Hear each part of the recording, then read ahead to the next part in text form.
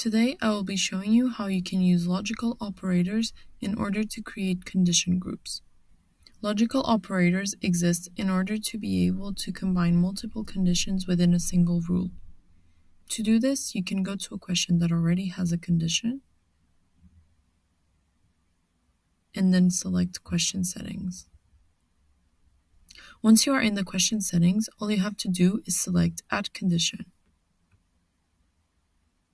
Now you will need to choose a question for this condition.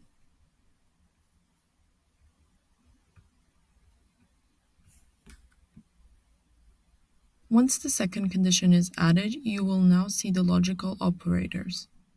For logical operators, you have two options, the option AND and OR. The AND operator means that respondents must meet all conditions grouped with the AND operator in order to show the question. The OR operator separates conditions or condition groups, which means that respondents need to meet either one condition or the other. For this example, I'm going to be choosing the AND operator. If you choose to add a third condition to your survey, you are able to combine both of these operators.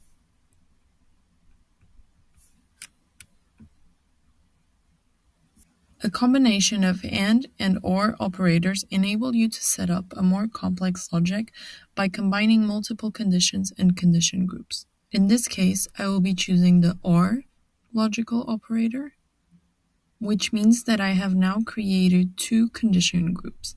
This means that the respondents will need to either match these conditions or this condition.